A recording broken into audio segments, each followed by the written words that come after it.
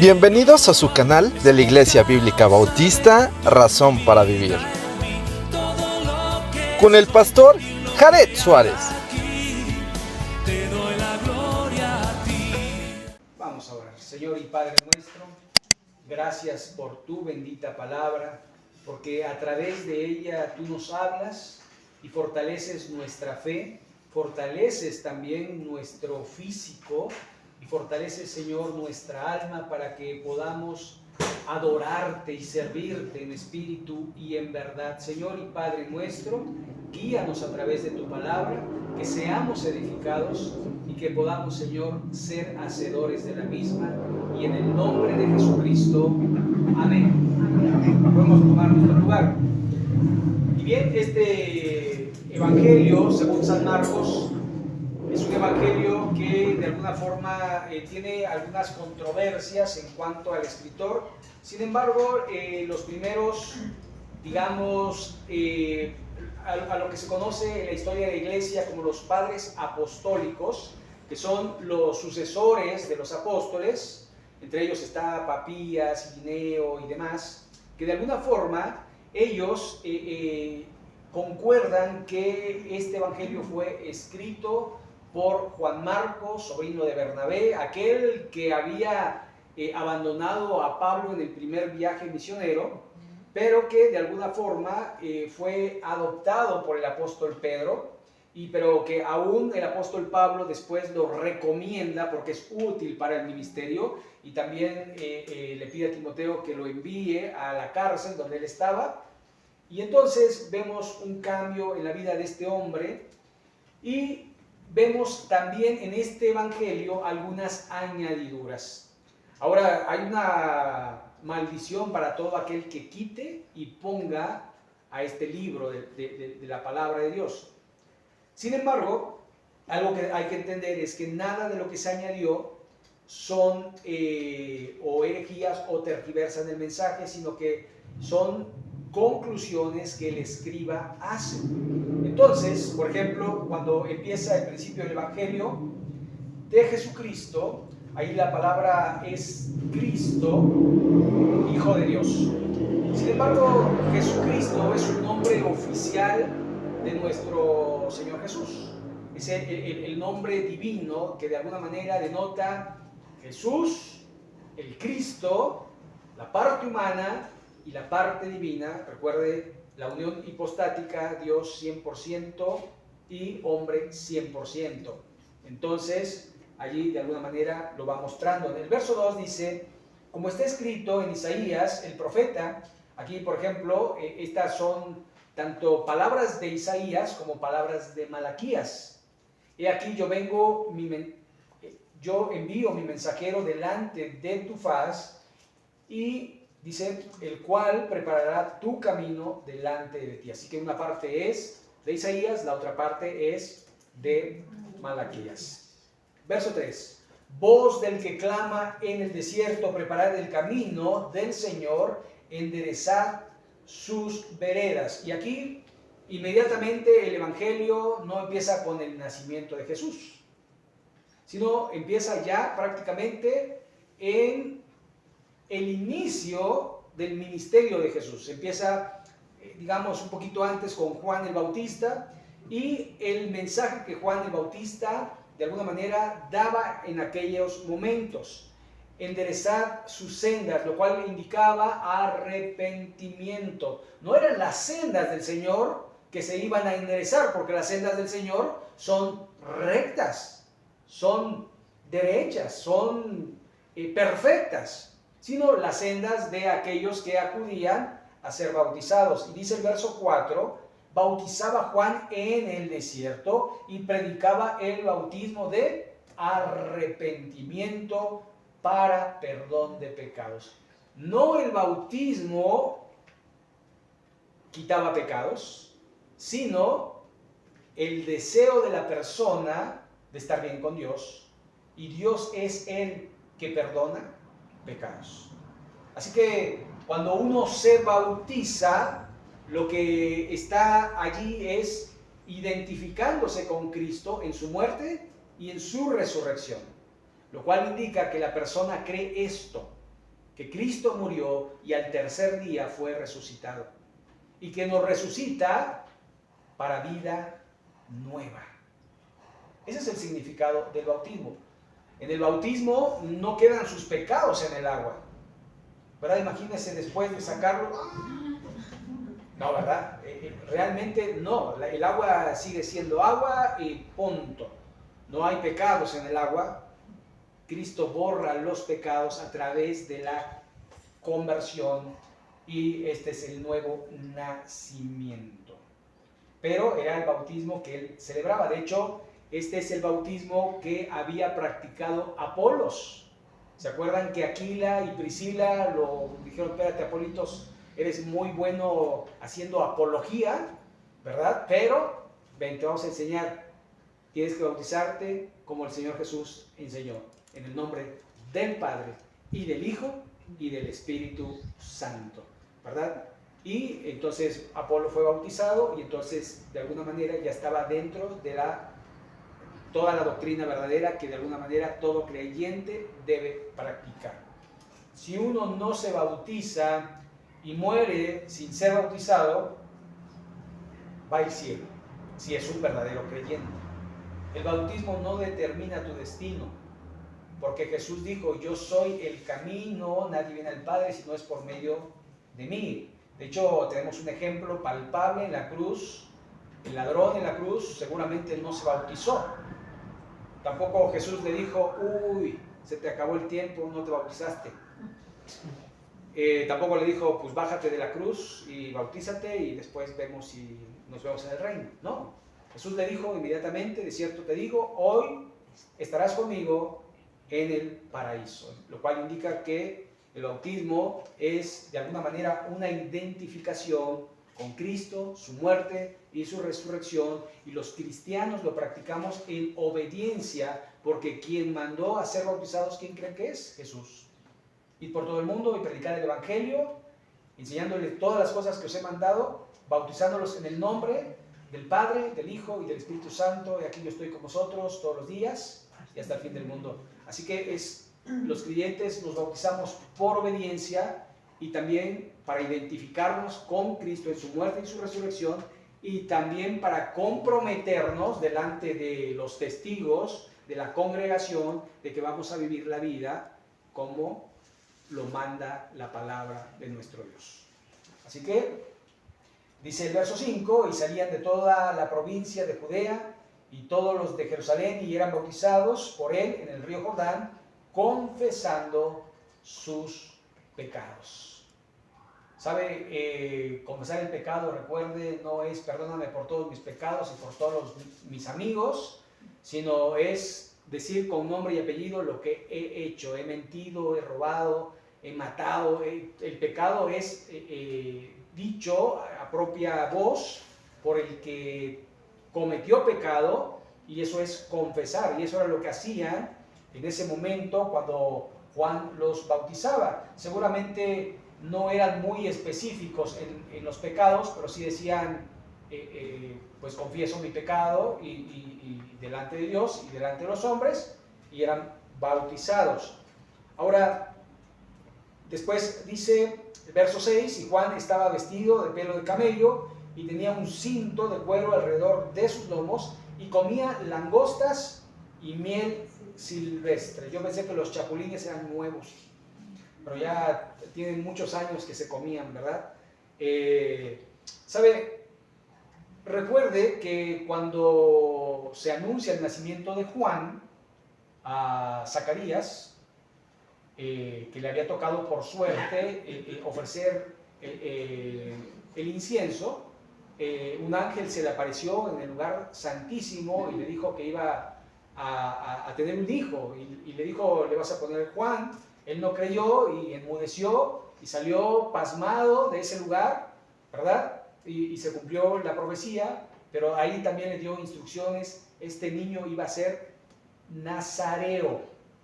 Diferencia entre Nazaret y nazareo, es decir, Jesús de Nazaret y Jesús nazareo son cosas diferentes. A veces Algunos piensan y dicen que Jesús era nazareo, pero no lo era, porque Jesús bebía vino, ¿verdad?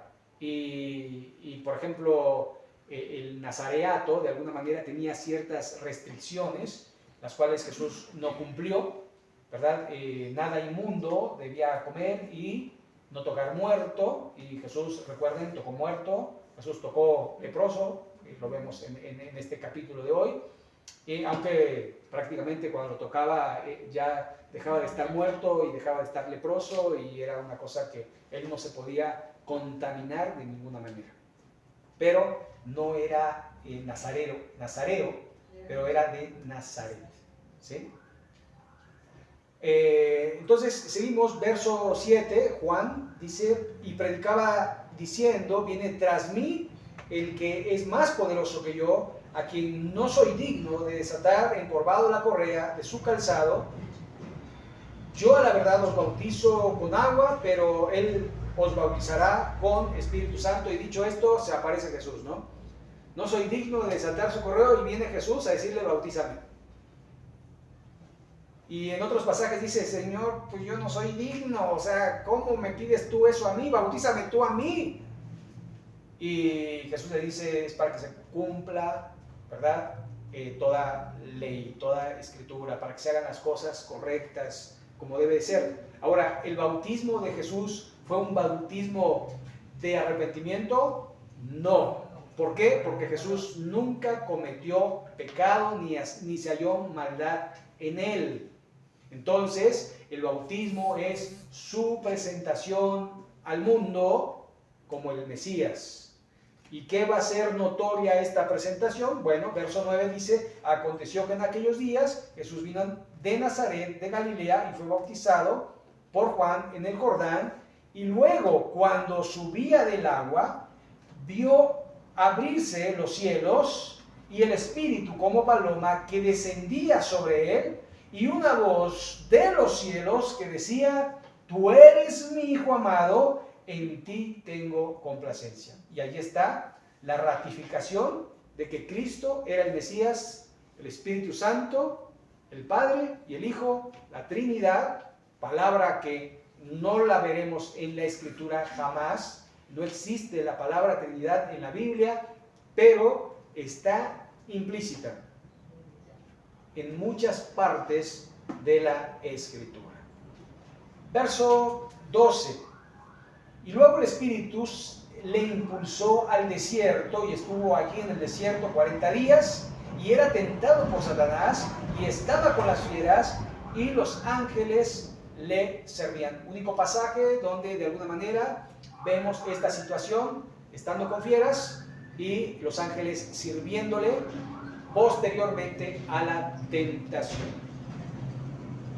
Así que no vamos a meternos mucho en la tentación de Jesús, pero vemos que después de su presentación fue probado para entrar ya de lleno al ministerio, porque fíjese en el verso 14, después que Juan fue encarcelado, Jesús vino a Galilea predicando el evangelio del reino de Dios, diciendo, el tiempo se ha cumplido y el reino de Dios se ha acercado, arrepentíos y creed en el evangelio. Esta era la predicación de Jesús, esta es la predicación de hoy, arrepentíos y creed en el evangelio. Esa es la predicación, nada más, creed lo que Dios dice en su palabra, nada más, ¿verdad? Obviamente después hay que leer lo que dice la palabra para poder obedecer lo que dice la palabra. Dice que la fe viene por el oír, y el oír de la palabra de Dios. ¿Y cómo oirán si no hay quien les anuncie el mensaje de la salvación? Entonces, de alguna manera, este es el mismo evangelio. El evangelio nunca ha cambiado. De hecho, si vemos la historia de la iglesia, es la historia de la iglesia, es así, véanlo así. Es Jesucristo, los apóstoles, el libro de los Hechos, y luego los apóstoles van haciendo viajes a diversos lugares y escriben cartas, evangelios, y se cierra el canon con el Apocalipsis en el año 100, y después mueren todos los apóstoles, y vienen los padres apostólicos, Y hasta el siglo II, hasta el año 200, la doctrina fue correcta. A partir del siglo III, la doctrina se tergiversó cuando se hizo parte del Estado la religión. La adopta Roma, Constantino, y hace esta iglesia la iglesia del Estado. Y de alguna manera exhorta y de alguna forma hace que las personas se conviertan en cristianismo por la fuerza, ¿verdad? Ahí ya, bueno, entonces, digámoslo así, el Evangelio es el mismo desde el año 33 de nuestro Señor, cuando muere, hasta el día de hoy, pero la iglesia no es la misma. ¿En qué sentido? Bueno, en que de alguna forma se fue tergiversando, pero Dios siempre ha mantenido un remanente pequeño, un remanente fiel, que no se apartó de la doctrina.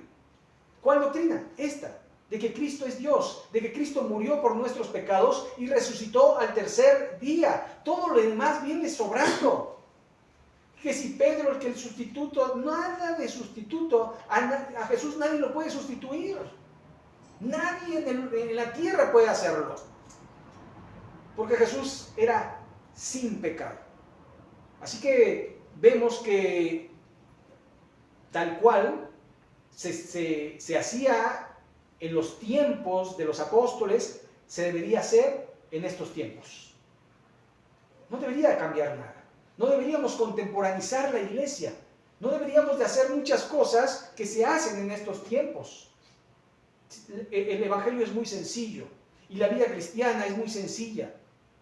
Y la predicación debe ser muy sencilla porque es lo que dice la palabra de nuestro Dios. Y de alguna forma nosotros nos las complicamos en cierta manera. Y una de las cosas que vemos, por ejemplo, es que la iglesia se reunía los domingos. Pero aquí vamos a ver que Jesucristo se reunía los sábados. ¿Por qué razón se reunía Jesucristo los sábados? Bueno, primero porque era judío. Las sinagogas se abrían los días sábado. Y ahí se estudiaba y ahí se leía la Escritura. No es como ahora que tenemos un libro en casa o muchos libros ejemplares de la Biblia en casa. No, allí se sacaban los rollos y se leía la Escritura. Ahí se meditaba, ahí se compartía y lo hacían solo los varones. No entraban las mujeres a las sinagogas. Ni aún en el templo entraban. Había el atrio de los varones, el atrio de las mujeres, el atrio de los gentiles. Así que de alguna forma en la iglesia cambió, porque se reunían, que por cierto, Juan Marcos es hijo de María, aquella María donde tocaron la puerta, para el apóstol Pedro tocando, diciendo, ábranme. ¿Se acuerdan? Lo sacaron de la cárcel y no le querían abrir porque no creían que fuera Pedro que había sido liberado. Bueno, esa es la casa de Juan Marcos. Así que vemos cómo la iglesia y el reino de Dios es lo mismo, pero hay otro reino, el reino terrenal. Cristo tiene que gobernar en este mundo durante 1000 años, y nos lo dice el apóstol Juan en el Apocalipsis.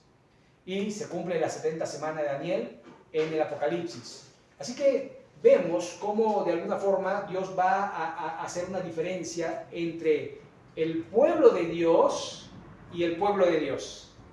¿A qué me refiero al pueblo de Dios, Israel, y al pueblo de Dios, la iglesia? El pueblo de Dios, Israel, se reúne los sábados, porque para ellos fue el Sabbat.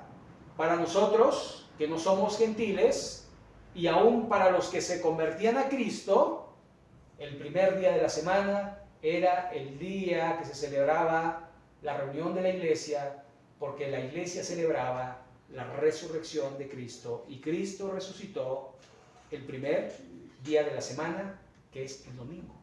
Por eso nosotros no guardamos el sábado, porque si guardáramos el sábado, entonces también estamos obligados a guardar toda la ley. Y no me refiero a los 10 mandamientos, sino a los 634 mandamientos que tienen los judíos, ¿verdad? Mandamientos de higiene, mandamientos de comida, de dietas de comida, ¿verdad? Así que usted chicharrón no podría comer, ni carnitas, ni cueritos, ni tacos al pastor, ni nada de eso podría comer usted. ¿Vale? Estaría más sano, claro está. ¿Sabe? De alguna forma el Señor va a predicar el reino de los cielos. El reino de los cielos, el reino de Dios es el reino celestial. No estaba predicando el reino davídico, el reino terrenal. Por eso decía, arrepentíos, porque el reino de Dios se ha acercado. Y es donde vamos nosotros, al reino de Dios. Hoy estarás conmigo en el paraíso, refiere al cielo. A ese lugar donde Cristo dijo, voy pues a la casa de mi Padre a preparar morada para vosotros. Si no fuese así, yo se los hubiera dicho. Y Lucas dice, Tomás dice, Señor, no sabemos el camino ni a dónde vas. Jesús le dice, yo soy el camino, la verdad y la vida. Nadie viene al Padre si no es por mí. Y refiere, de alguna manera, que solo en Cristo hay salvación. Y recuerde que usted solo puede entrar al reino de los cielos de dos formas. Muriendo o siendo transformado. Es lo que enseña el apóstol Pablo en la primera carta a los Corintios, capítulo 4, verso 13, donde habla del arrebatamiento de la iglesia. Así que un cuerpo transformado o a través de partir de este mundo. Es la única manera de entrar al reino de los cielos. Recuerden que el reino de los cielos está en el cielo, tan así que dice que recibimos al Señor ¿en dónde? En las nubes. Así que tenemos que ir para arriba. El reino de Cristo milenial, el reino de Cristo que fue prometido a David, ¿dónde va a ser? En esta tierra. Así que hay dos reinos. Hay dos hijos de Dios. Los hijos o dos pueblos. Pueblo de Dios, pueblo de Israel y pueblo iglesia. Así lo veo yo en la Escritura. Así es lo marca la Escritura. Aunque hay unas personas que dicen que no, que Israel desapareció y que de un pueblo, de dos pueblos hizo uno solo, y es Israel y la iglesia, y no hay arrebatamiento, y no hay milenio, sino el reino de Dios, ¿verdad? Estos son los conocidos como amilenialistas. Pero esa es otra cuestión. Bueno, seguimos, dice el verso 16, andando junto al mar de Galilea, así que bajó a bautizarse y subió nuevamente a Galilea. Y dice, vio a Simón, Andrés, su hermano, que echaban las redes del mar porque eran pescadores. Así que los primeros dos llamados es el apóstol Pedro y Andrés, su hermano. Y les dijo Jesús, venid en pos de mí y os haré que seáis pescadores de hombres. ¿Verdad? A veces cantamos un canto que dice, pescadores de hombres yo os haré. Jesús hablando a nosotros. Porque finalmente cuando nosotros hablamos del Evangelio estamos echando las redes. Pero no depende del que echa las redes, sino depende de Dios. Y lo enseñó Jesús después. Porque ellos fueron, y lo enseña Juan, que fueron a pescar y habían pescado durante toda la noche y no habían atrapado un solo pez. ¿Se acuerdan? Y después Jesús les dijo a Pedro, vamos al mar a echar las redes. Y Pedro dice, Señor, hemos pescado toda la noche y no hemos agarrado nada. ¿Y qué le dice el Señor? Vamos, en tu nombre echaré la red. Y echaron la red una sola vez y se les rompían las redes. Porque Dios es el que da el fruto. Usted eche redes. Y no se canse de echar la red. No se canse de predicar el Evangelio. Algún día una persona se va a convertir. Porque no es la cantidad de veces que eche la red, es cuando el Señor quiere y a quien el Señor quiere. Recuerde, no de todos es el Evangelio. Muchos son llamados, pocos son los escogidos. Y aún dentro de los escogidos, dice el Señor Jesucristo, que no todo el que me dice Señor, Señor, entrará en el reino de los cielos, sino el que hace la voluntad del Padre que le ha enviado. Así que, verso 18, y dejando luego sus redes, le siguieron. ¿Sabe qué obedientes hombres? ¡Qué barbaridad! Deja tu trabajo y ven y sígueme. Señor, ¿pero qué voy a hacer yo si vivo de mi trabajo y mantengo a mi familia y esto y el otro? No, le siguieron. Obediencia total. Una de las cosas, porque muchas veces criticamos a los apóstoles, ¿cómo no le creyeron si vieron todo?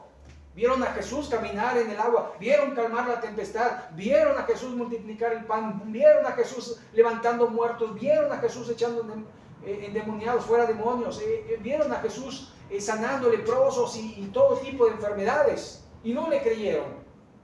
Bueno, pero aquí vemos que usted no dejaría lo que está haciendo, quizás, por seguir a Jesús. Bueno, tal vez sí, yo creo que, y yo espero que sí. Pero vemos la obediencia de estos hombres. Verso 19, pasando por allí un poco más adelante, vio a Jacobo, hijo de Zebedeo, y a Juan, su hermano, también ellos en la barca, que remendaban las redes.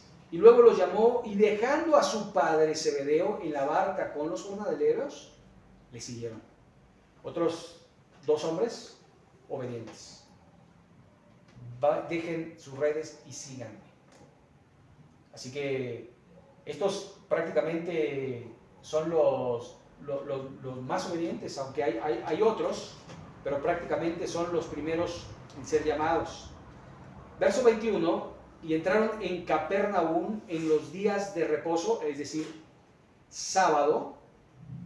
O sea, todos los sábados que estuvieron en Capernaum entraron en la sinagoga, enseñaban. Y se admiraban de su doctrina porque les enseñaba como quien tiene autoridad y no como los escribas. Yo me imagino al Señor Jesucristo agarrando la escritura y leyéndola de tal manera y explicándola que decía la gente, es verdad, lo que está diciendo es verdad, porque nadie nos los había explicado. Eso es lo que pasa muchas veces cuando nos convertimos al Evangelio. Nunca habíamos entendido la Biblia, nunca nos habían dicho que la leyéramos. Y hasta a veces nos las prohibían leerla porque no sea que hiciéramos una herejía. Pero cuando fueron quitados los velos, el velo de nuestros ojos, vimos la palabra de Dios, vimos a Dios mismo en el sentido espiritual y de alguna manera entendemos y entendimos que Dios tenía un plan para nuestra vida. Así que la gente que escuchaba a Jesús decía, wow, yo quiero eso, yo quiero a Jesús. Pero había en la sinagoga de ellos un hombre con espíritu inmundo que dio voces diciendo, ¿qué tienes con nosotros, Jesús Nazareno? ¿Has venido para destruirnos? Sé quién eres, el Santo de Dios. Pero Jesús me lo calla, pero de inmediato y le dice, cállate y sal de él. ¿Por qué? ¿Por qué Jesús no dejó que el demonio predicara el Evangelio? Porque una de las cosas que Dios nos manda es no escuches la voz del diablo. No escuches la voz del diablo. Porque el diablo se disfraza como ángel de luz. Escucha la voz de Dios.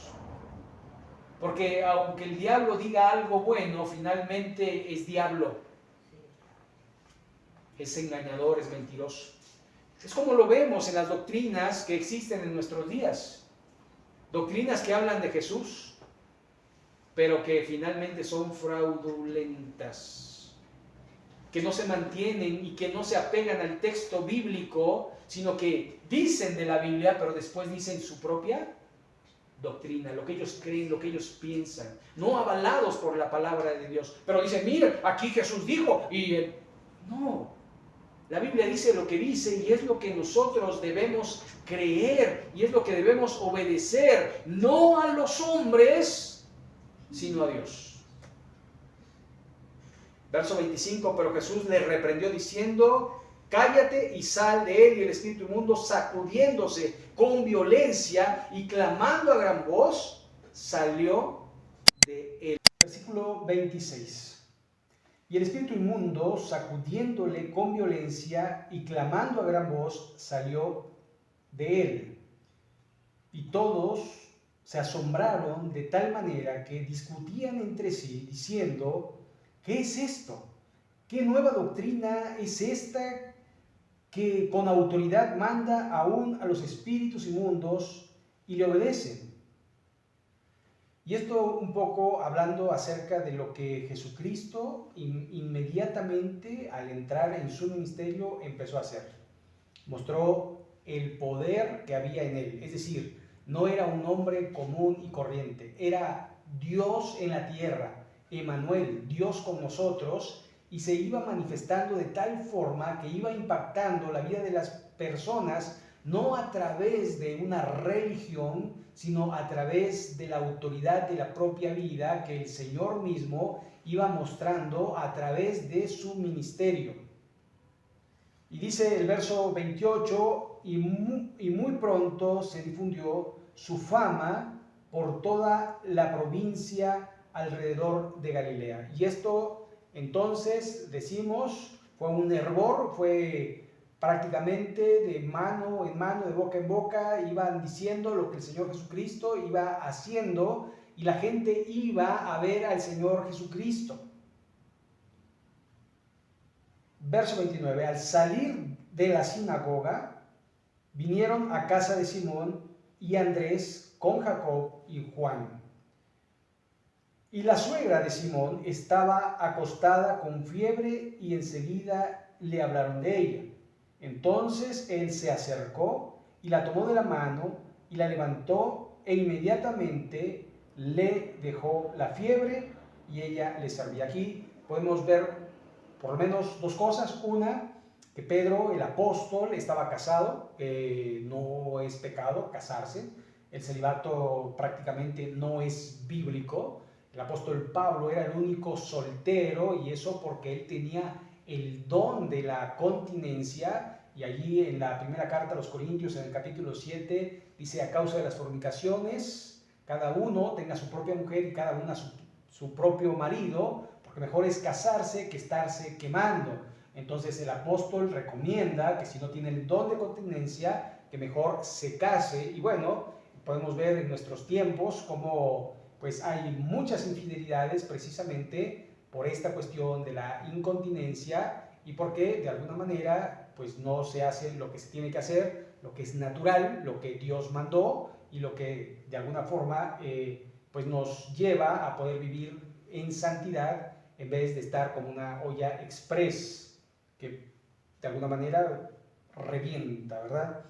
Así que dice que le tomó la mano a la a la suegra del apóstol, y inmediatamente sano. Y aquí podemos ver que el poder del Señor Jesucristo, y bueno, no le dio un paracetamol, sino que simple y sencillamente la tomó y al tocarla sanó. Esto un poco diferencia lo que tenemos en las religiones actuales, donde hacen todo un show para sanar a alguien, y eso a ver si tiene fe.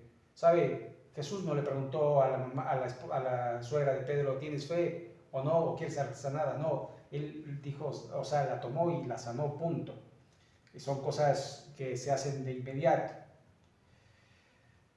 Y sigue diciendo el verso 32, cuando llegó la noche, luego que el sol se puso, le trajeron todos los que tenían enfermedades y a los endemoniados.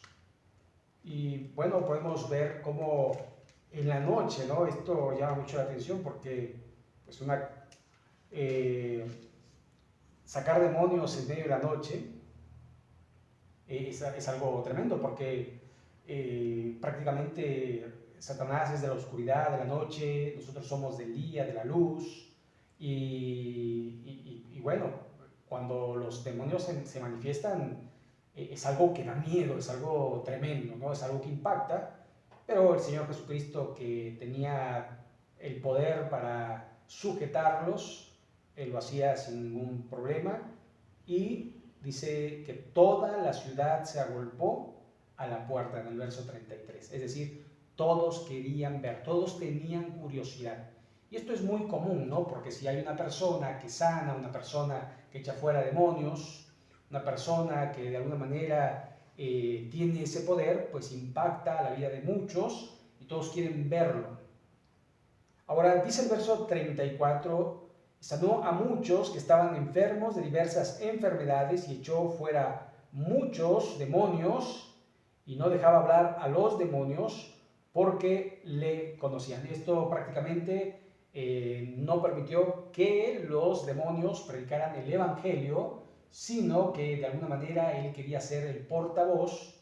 Y también recuerde que cuando los demonios predican el evangelio y la gente cree, tarde o temprano, como son diablos, son engañadores, pues van a tergiversar el mensaje. Esto de alguna forma pensando en los falsos maestros que utilizan la palabra de Dios, que dicen acerca de la palabra de Dios, pero que al final empiezan a hablar de sus propias doctrinas, de sus propias palabras, de su propio poder, de su propia cosecha. Y no es como dice la Escritura, porque Cristo no solamente hablaba acerca de la Escritura, sino que cumplió toda Escritura. Verso 35, levantándose muy de mañana, siendo aún muy oscuro, salió y se fue a un lugar desierto y allí oraba. Una de las cosas que todo creyente debe hacer es tener un devocional. Cristo estaba teniendo su devoción allí con el Señor, su Padre, el Padre Celestial, nuestro Dios. Y allí él oraba, allí él meditaba, allí él ponía su día en manos de Dios para que Dios guiara su vida. Y es algo que todos necesitamos hacer.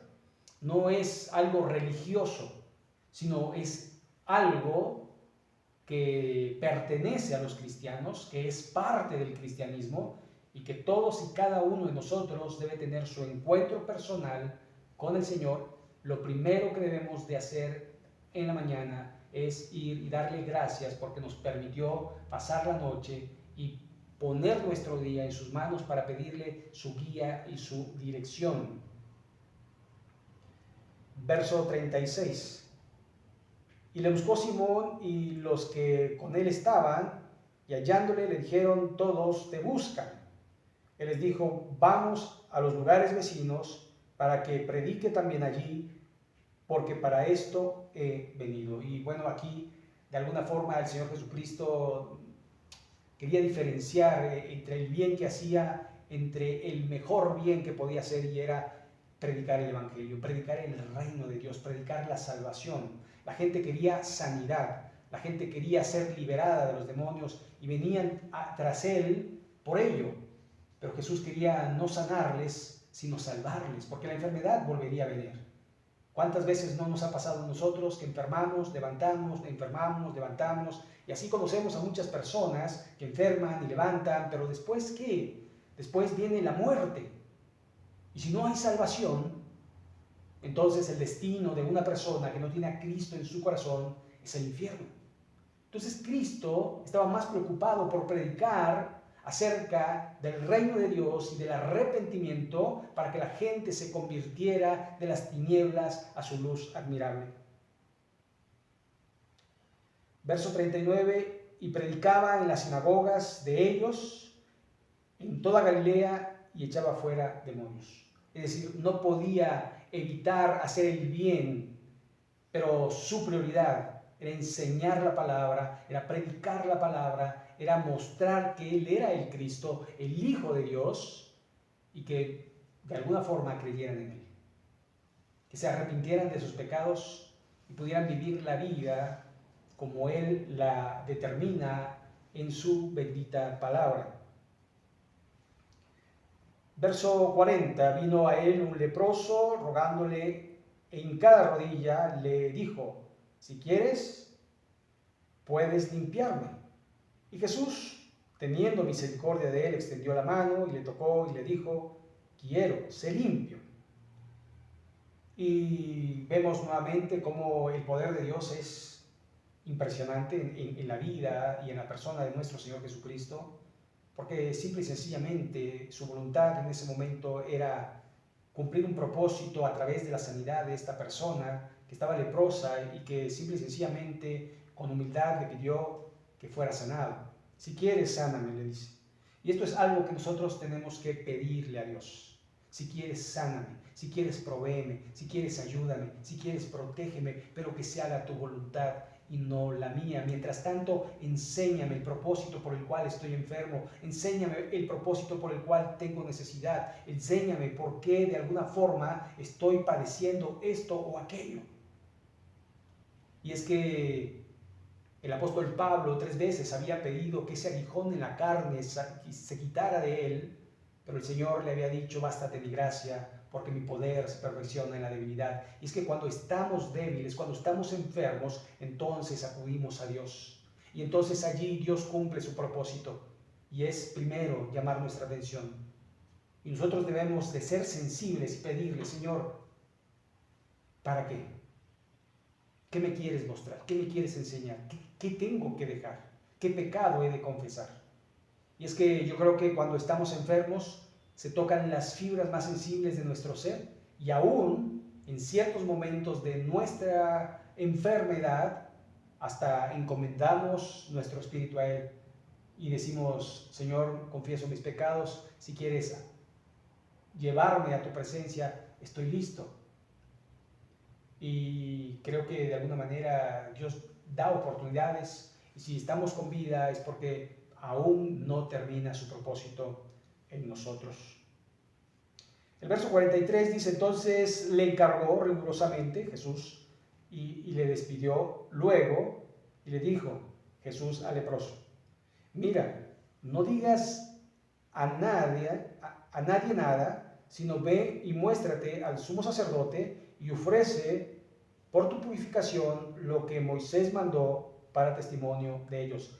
Entonces aquí el Señor Jesucristo le está diciendo: ve y cumple con la ley, ve y haz lo que Moisés dijo en el Pentateuco, en la ley,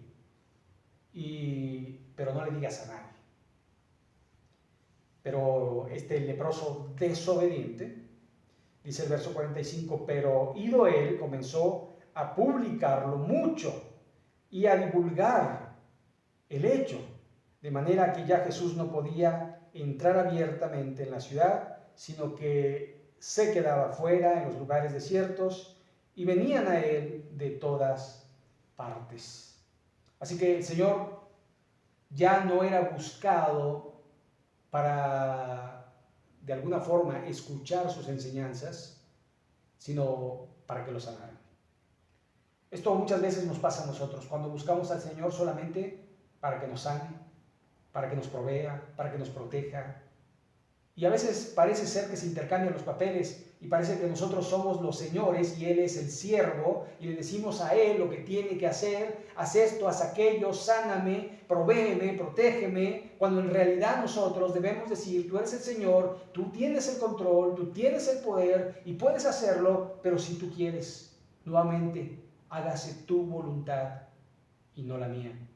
¿Sabe? Yo creo que de alguna manera nosotros necesitamos tener esa humildad y reconocer que Él es Dios, que nosotros somos sus siervos. Y recuerde que la palabra siervo es doulos, esclavo, y nosotros somos servidores del Señor. Y debemos comportarnos como tal y guardarle tal respeto y reverencia a nuestro Señor, porque Él es grande y Él es digno de toda alabanza y gloria, porque suya es. Así que aquí terminamos con este capítulo 1 del Evangelio según San Marcos. Vamos a orar. Señor y Padre, gracias porque tenemos tu palabra. Gracias porque tú nos hablas a través de ella, y te ruego que nos ayudes a ser hacedores de tu palabra y que podamos confiar en ti. Que todo lo que vivimos tiene un propósito. Ayúdanos a aprender, ayúdanos a cambiar, ayúdanos a hacer tu voluntad, Señor. Te lo suplico, te lo ruego, en el nombre de Jesucristo.